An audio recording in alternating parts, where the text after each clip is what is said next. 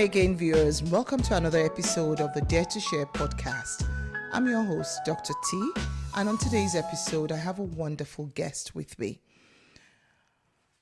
On the Dare to Share podcast, we share stories of triumph, following abuse, following trauma, and we aim to encourage women, men, children, everyone out there to learn from the powerful, unfiltered stories of women that have not just survived, but that are thriving following abuse. I found it really important on this podcast to also do some teaching. So we're going beyond just sharing stories, but giving people what they need, the knowledge they need, the resources they need to manage whatever experiences they may be going through during their trauma or during their trauma recovery. Today is going to be the very first episode of one of those teaching sessions. As we all know, separation, divorce can be extremely traumatic for the parties involved. But what we find is that it can even be more traumatic for the parents or the children involved, not just for the parents, but for the children. Today I have a wonderful lady with me. She's a trained teacher and she has quite a number of years working with children. You just have to look at her to know that she has a big passion for children. I'd like to introduce IT to you. IT, you're very welcome to the Dare to Share podcast. Dr. T. Thank you so Awesome. much. I'd like you to go ahead and just introduce yourself a little bit. Let's get to know you. Okay, my name is IT. Everyone calls me IT. I have a really long name, so I just keep it IT, keep it simple. Okay. I have been working with kids since I could remember, but officially maybe 12 years in the classroom, in and out of the classroom for 12 years. I kind of might say helping kids actually figure out how to find their way in life has been a passion, be it academics or socially, whatever field. I find that their kids struggling, I kind of lean towards it and try to help them find their path and way in life. Awesome. And I know about Jellyvates, where you teach children to read. Is that the business? Awesome. Yeah. She teaches children as young as what age? Depends from 4 or 5. Wow. Yeah, from age 4. So if you really need someone to teach your children, we've got a fantastic person here on this show, and you may want to reconnect with her. Now, to the business of the day. Children are like blank canvases, extremely impressionable. Yeah. And whether we like it or not, when partners with children, when they have disagreements, when they have conflict, when they go ahead to separate or even divorce, and if it's a married relationship where everything ends, the children become impacted. Yeah, it's true. And I feel it's very important for us to discuss this. And tell me your 12 years of experience working with children. Why do you think it's important that we even discuss this to start with? Why do you think it's important? I think I'll start from a myth. Most people just assume that kids don't feel the impact of what goes on in the home. They're like, they're oblivious to what's going on. But the truth is they're absorbing everything that goes on. And one of the reasons it's important to talk about it is so we can help these kids deal with the emotional, the psychological, and the social aspects of growing up with trauma or in a traumatic situation.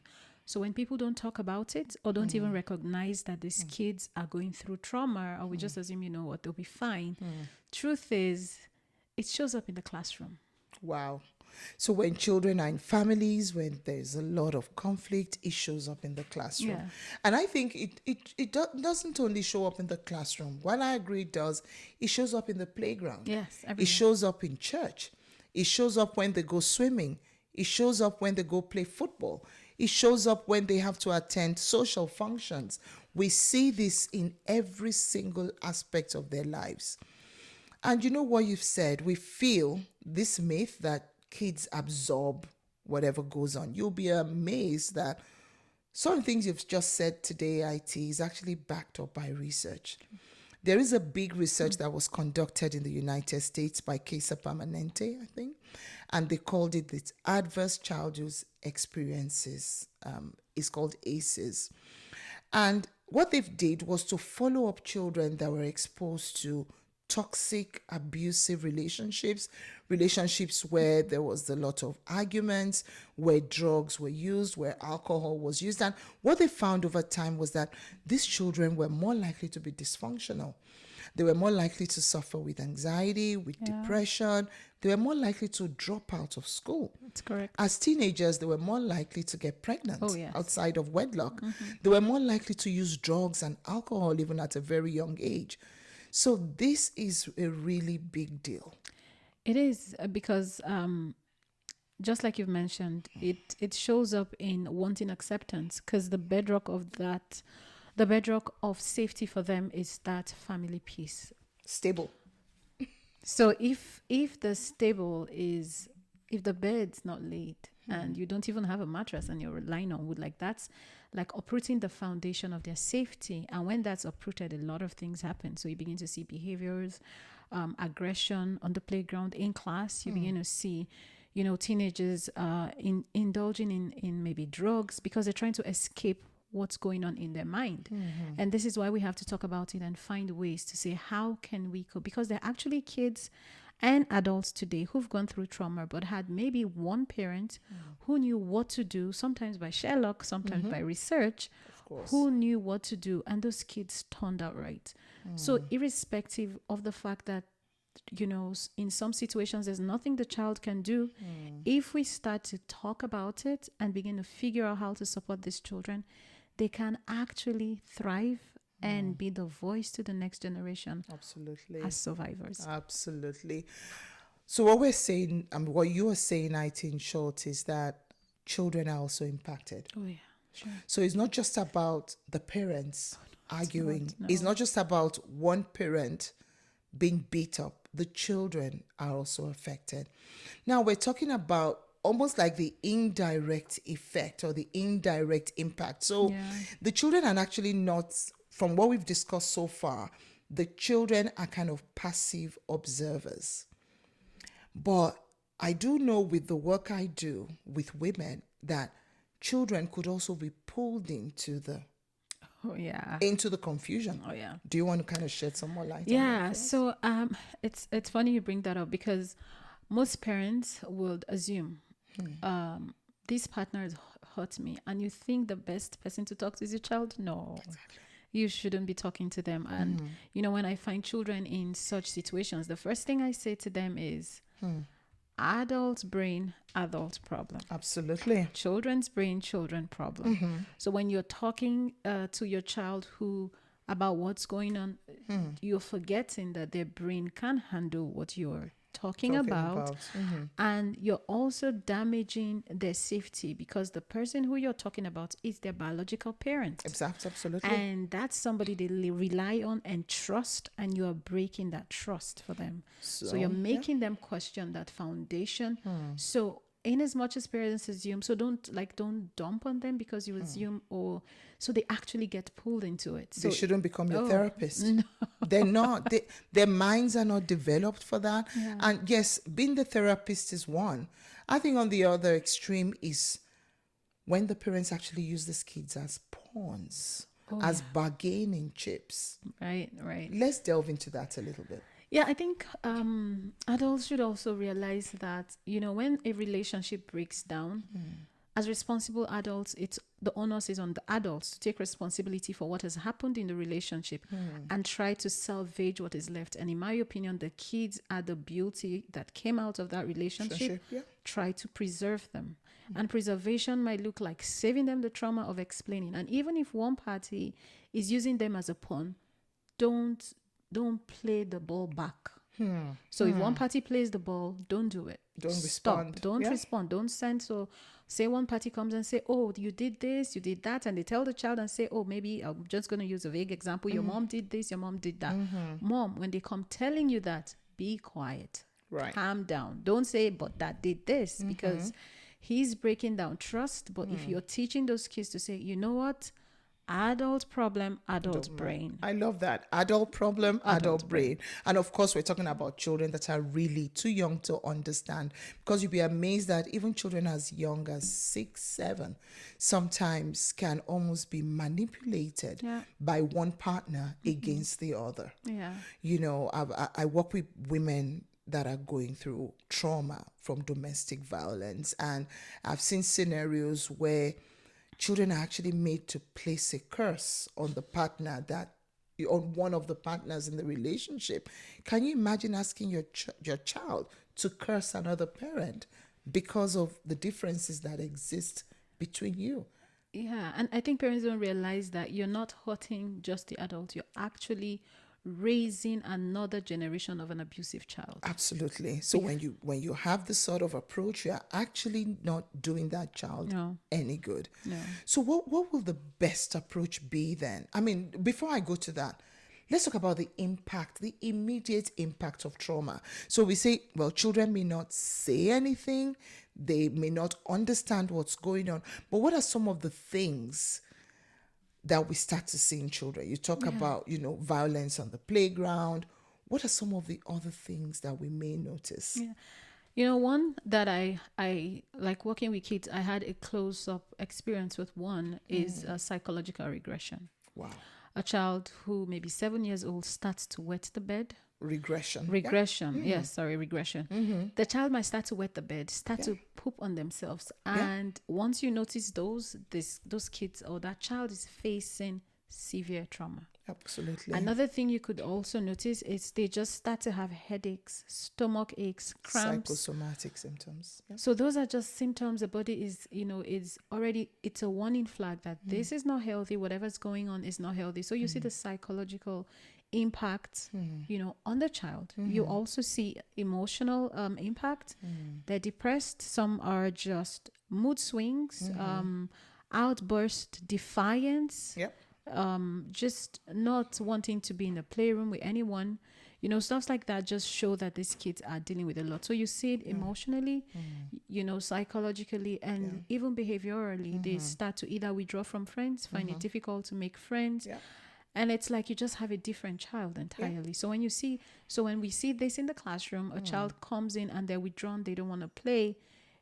It doesn't take too long to find out that if you look into the situation, there's something going on back at home. Absolutely. So children will manifest trauma in different ways. Definitely. I mean, we have the physical symptoms. For example, a child that had once been continent and not bedwetting suddenly starts to bedwet. A child that was continent, I would ask to go to the washroom, start to pee on themselves. They start to poop on themselves. Those could be they start to have physical symptoms. In medicine, we'll call this psychosomatic symptoms. So what's happening is what's going on in their head is actually being manifested in their bodies. They start to have headaches. They start to have tummy aches. And this tummy ache, you take them to the doctor over and over. They find absolutely nothing. Yeah. Sometimes they have nightmares. Oh, yes, that's true. Even teenagers. Even teenagers, they start to have terrible dreams. Or you find a 10, 12-year-old that still wants to come into bed and sleep on the same bed with you. That's also regression. Yes, they start to, they kind of start to be a bit more clingy. More clingy. They're a bit more clingy. To one parent or the other. Or even with the teenagers, at the age where they shouldn't be having boyfriends, they're trying to find love in different places.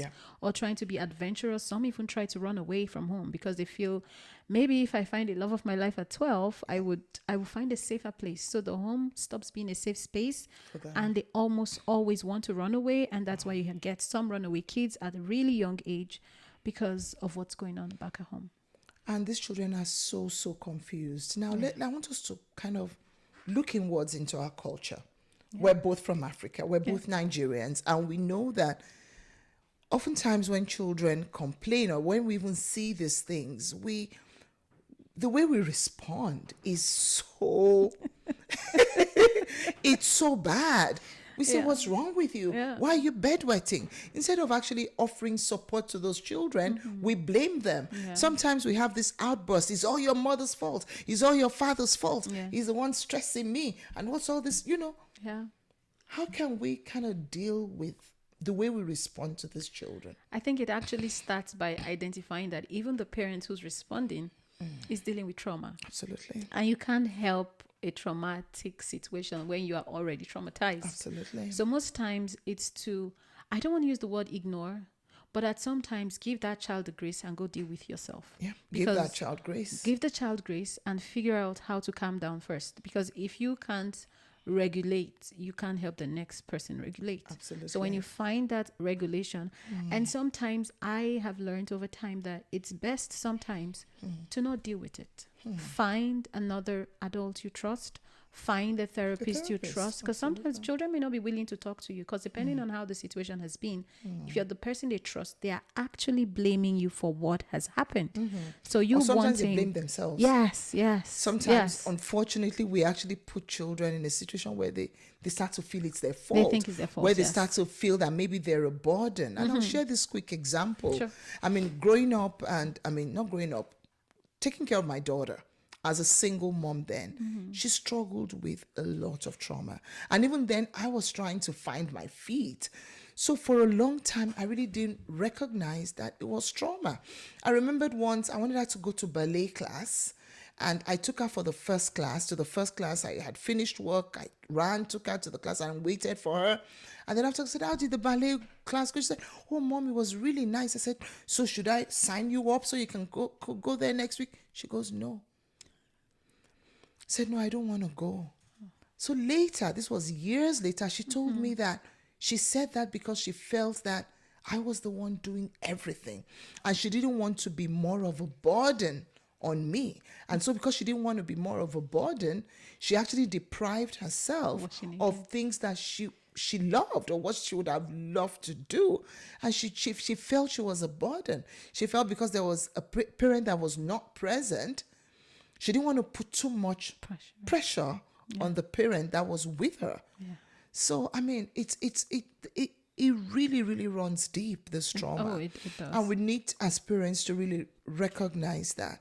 So we've talked about not confusing the children. We've talked about not using them as pawns. We've talked about not using them as weapons. Because I find a lot of women do this. I know we talk a lot, and often I say, oh, let's defend the women. But no, let's be objective. Sometimes the women actually block the fathers from seeing their kids. Yes, I totally agree. And I was saying to someone, why do you want to put yourself in a situation where the child is going to ask you where they're older, who's your father, or who's their father? Why put them in that situation? Absolutely. I'm a believer of the fact that even if the person is not an objective adult, let them see it. And let the children see and let them learn and let them make that decision. And let them have the relationship with the person and decide from there on. And I think I say to my kids, I say to them, whatever you see me doing wrong, your job is to be better. Exactly. So whatever you see me or your dad doing wrong, your job is to be better. Absolutely. So let them see it and let them learn. And if you need to talk about it, sometimes when they say this body did this, I just say, you know what? That means you're going to do better, right? You're going to do better, right? I really love those lovely child appropriate phrases that you're sharing with our audience, so they know how best to support their children. Because let's face it, most parents actually have zero clue. Yeah.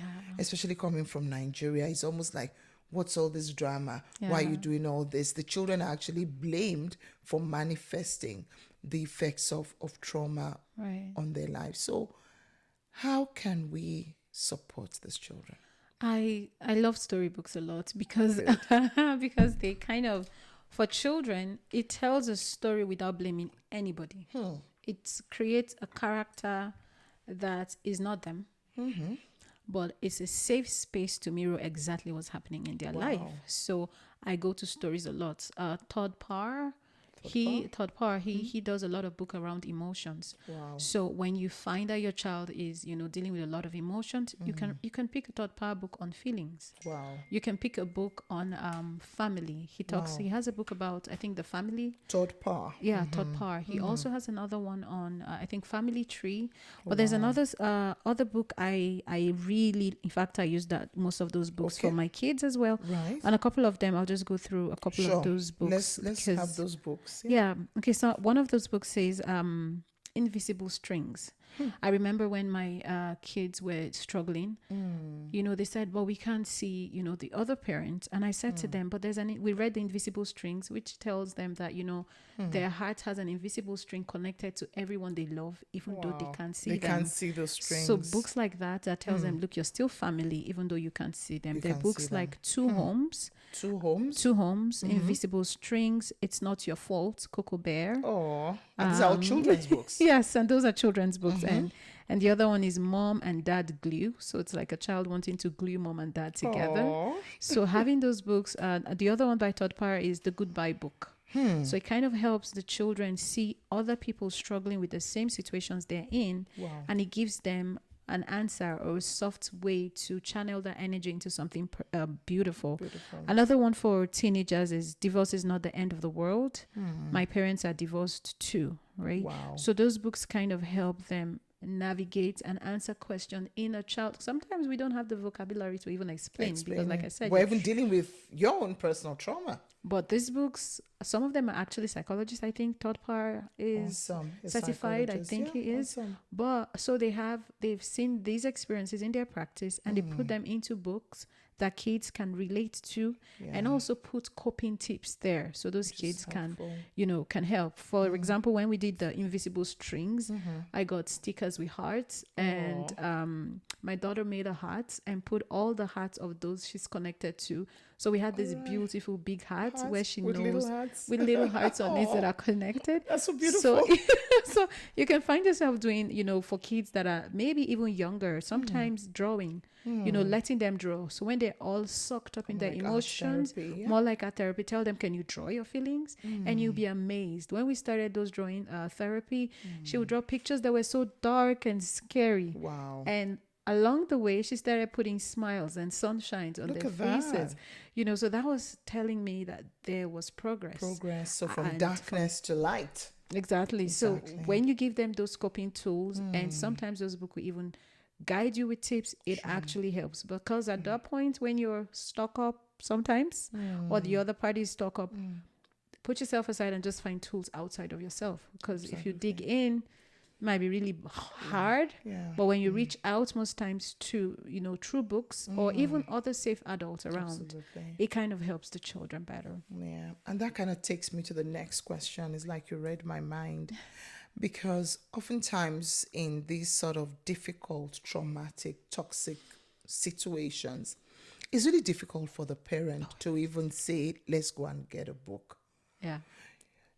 A sick person, it's going to be really difficult for a sick person to help another sick person. Sure. So what kind of support or advice would you give parents with children going through trauma? We can't just assume that they'll be able to do it. No. Because some can't even get out of bed in the morning. I agree. Yeah. Another one of the tools I started finding is, number one, finding support for yourself as a parent. Exactly. You have a Thrive community. I do have a Thrive community. She has, and so finding tribes as a parent who's struggling, because the first thing that happens for that parent who's struggling, the first thing you think is, I'm alone. Absolutely. I'm doing this by myself. But when you first find a tribe that helps you identify, okay, I'm not alone. There are lots of people. Then through that community, you can start seeking help. Sure. The other thing, you can do is reach out to safe people. When I mean safe people. I love the way you say safe, because these children are already vulnerable. Yes. These children are broken. Yeah. These children have gone through a lot of trauma. The last thing you want to do is to hand them over to a monster. Oh, yeah. Or hand them over to somebody that's going to hurt them more. So I love the way you keep saying safe. I know in my community of a wonderful youth group. Yeah. And within this youth group is led by Abisha. He's the creative director of my show. And what he does is to keep the teenagers, even those that are younger than 13, it keeps them busy. It's good. And these are children from different backgrounds. But sometimes just being able to step out, get involved in an activity, and not necessarily online. Oh, yeah. What I really love about this youth is they go out and they do stuff. Yeah. Just a few days ago, they went around delivering groceries. Oh, wow. That's amazing. They go to the gym. They do so much. They volunteer. They clean. And that gives them a sense of purpose. Yes. And with time, of course, they can find that, oh, they're talking to this person, this youth leader, because they can look up to that youth leader. So yes, we need to find a safe space for them, for our children. Yeah. And another thing is, I find that those safe spaces for us, it came in a way that I wanted them to see, hey, marriage didn't work out for mommy. Exactly. But they're couples who are happy. Absolutely. And so we found this couple. It's so funny.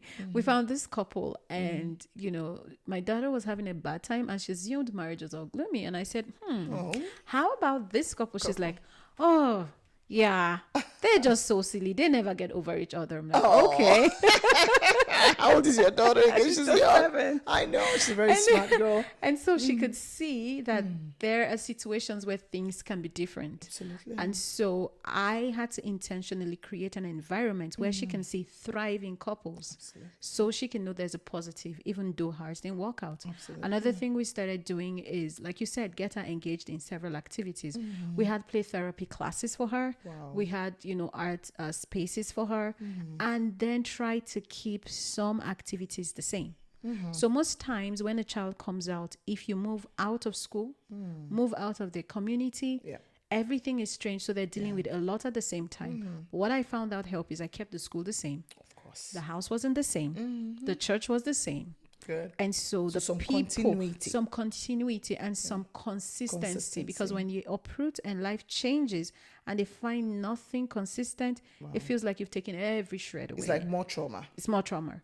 But she knew that the friends she had since she was a baby were always going to be there. Awesome. So the school where she made friends is always going to be there. The home might not be the same. So trying to keep some form of consistency. And like you say, if there's none, get them in a soccer club or get them in maybe a music school or somewhere where they can be outside of home, finding people they connect with outside of the home. That helps. Finding safe people that safe. they can connect with. Sure. I'm sure some of our listeners watching from abroad or watching from Nigeria will say, all this big grandma you're talking about.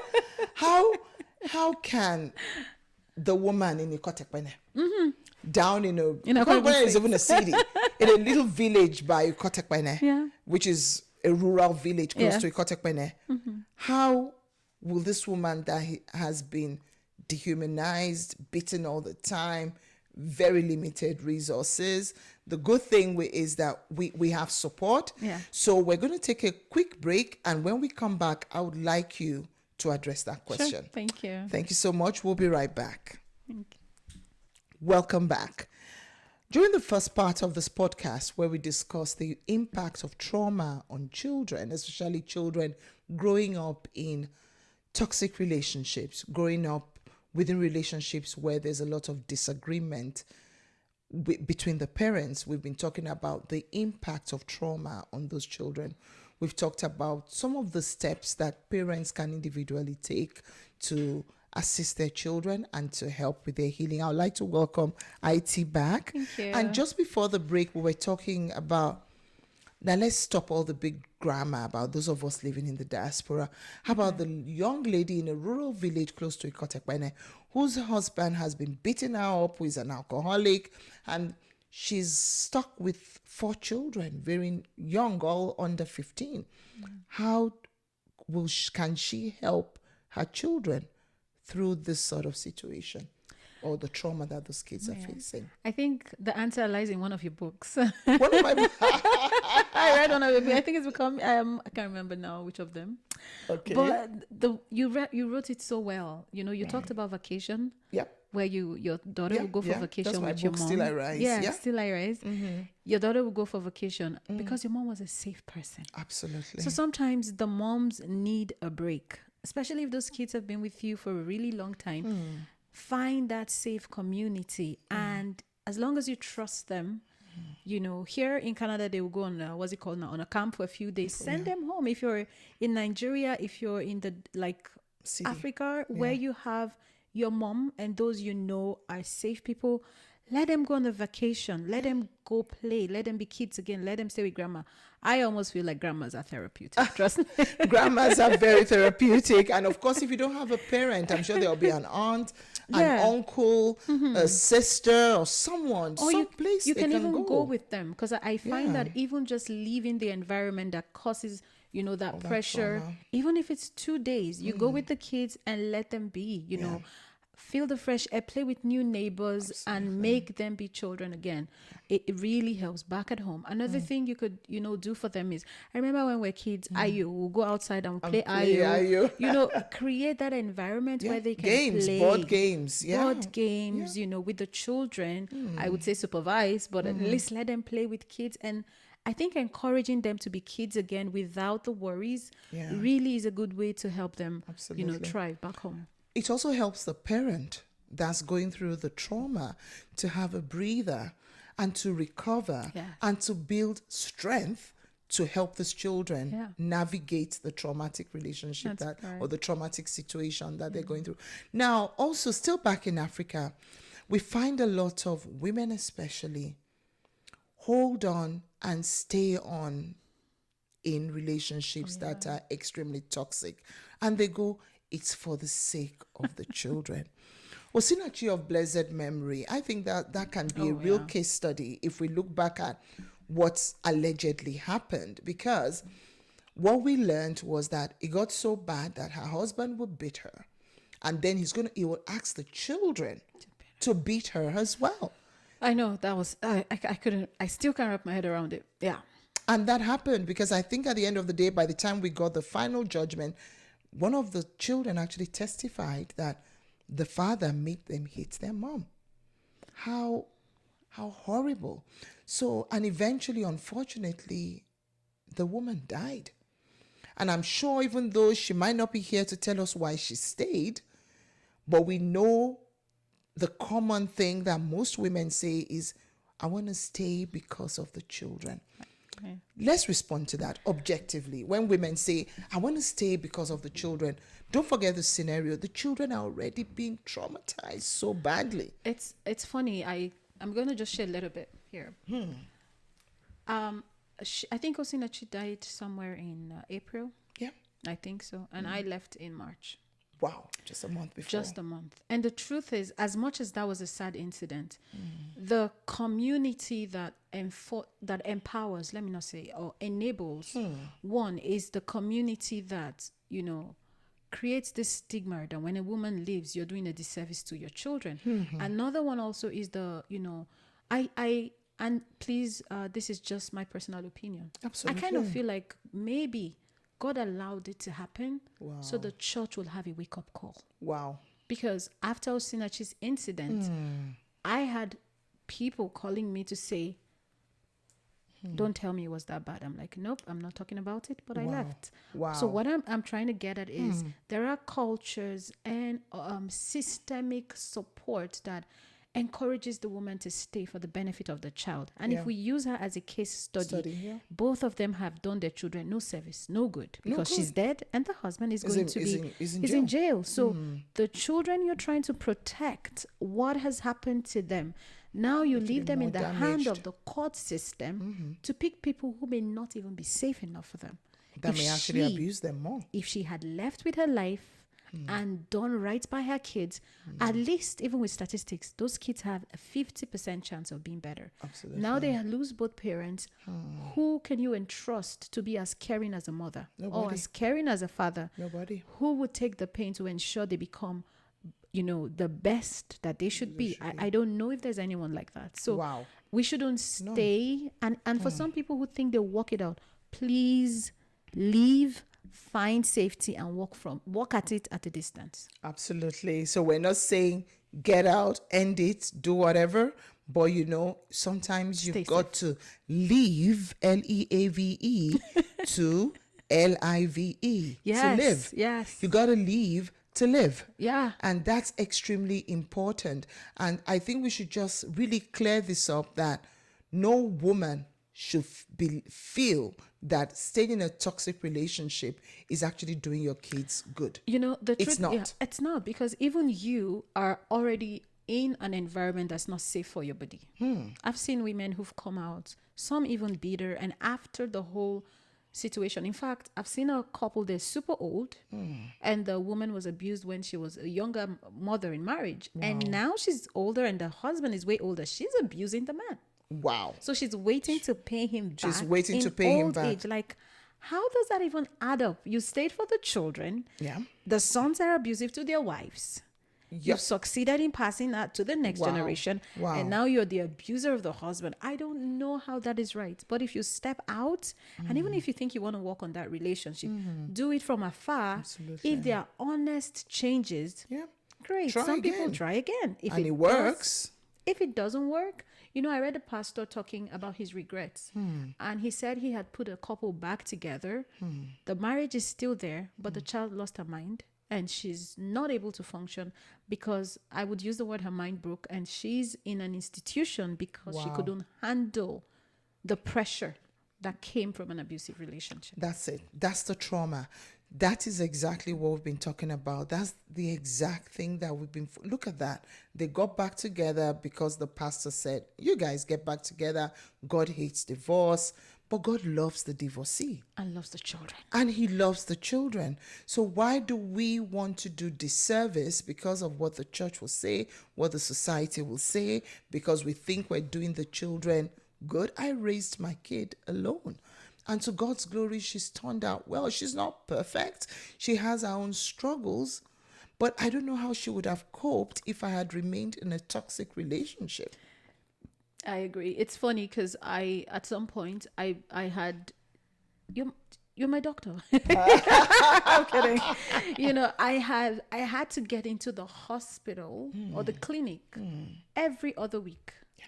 I was bleeding from my nose. I was bleeding from my mouth. I could cough up blood every single day for months. Stress. So how would you be able to support a child objectively when you're that broken? I'm sure if you ask my doctor when last I visited, I don't think they remember. I'm not seeing you this year, have I?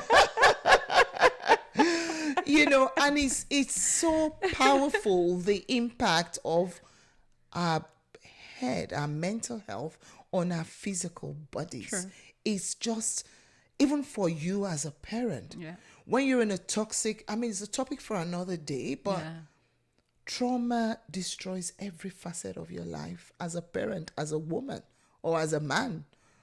But it destroys the children even more. Yeah. And I believe that we're doing them a lot of disservice if we continue to leave them in toxic relationships with all the research that the research has shown that these kids are more likely to lose at the end of the day than gain anything. It's funny because the truth is some people, or statistic also shows that when you've grown up in an abusive relationship or situation, you normalize it. So when you're more likely to be an abuser. You are likely to be an abuser or to see an abusive relationship as love.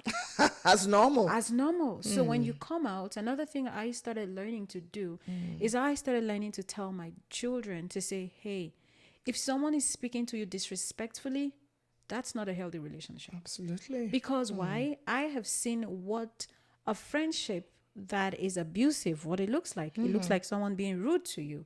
It looks like someone talking you down. When you say my hair is beautiful, they're like, no, but it's not. You know what? It looks better. I actually when don't like it, is what they say. Go change it. I know. Don't like it. I know. I remembered there was a time my ex said to me, why are you exercising so much? Why are you losing weight? You don't look as sexy. You don't look as round as an African woman. And I go, I'm going to have diabetes and die. I want to exercise. That's abuse.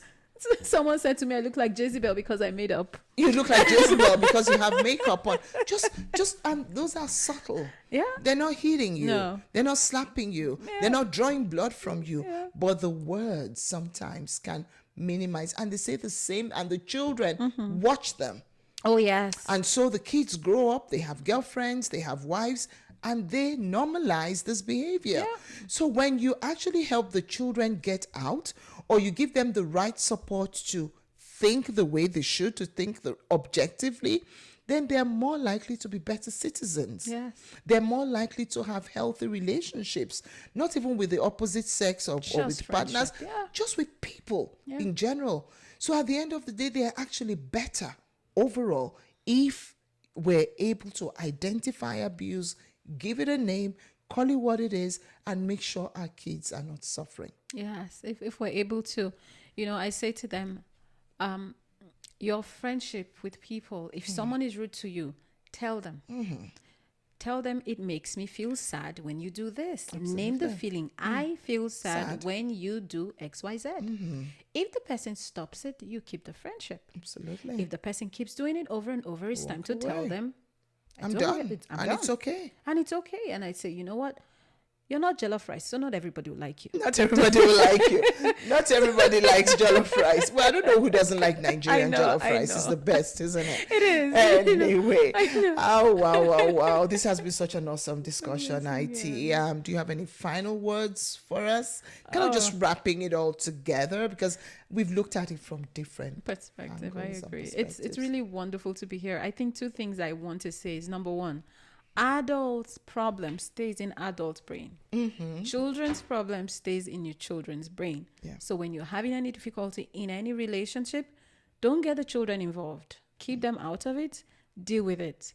The next part is, a healthy parent will also raise healthy children. So find a way to go be healthy and help your child be healthy. And last of all is, remember that even if the relationship ended, you produced something beautiful. You raised beautiful children. So let's leave the pain behind and try to see how we can bring out the germ in these children and make them be the best people. Help them find the best partners. Maybe we never knew how to. Teach them how to be better. And let them learn from our mistakes and be open to share, to say, okay, I did this wrong, you do better. Absolutely. We should be ready to help our children to do better. And we should remember that we should not make flimsy excuses while our kids are just being damaged by the toxicity of certain relationships that we may find ourselves in. I want to say a very big thank you to you, IT, so for being my guest today and for sharing your perspective working with children. Thank you for all those book recommendations. I'm sure someone out there will find it very, very helpful. And again, to my audience, I want to say a very big thank you. This podcast may not be for everybody, but you may know somebody that would benefit from listening to this discussion that we've had today. Feel free to share with them.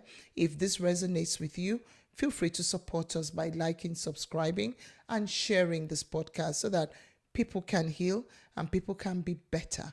Thank you so much for joining us. Thank you for having me. And until the next episode, my name is Dr. Itope Roberts now, and a clinical associate professor at the University of Calgary. Wow, that's so until amazing. the next episode, we'll see you there. Thank you. Thank Bye you. now. Bye. Thank you.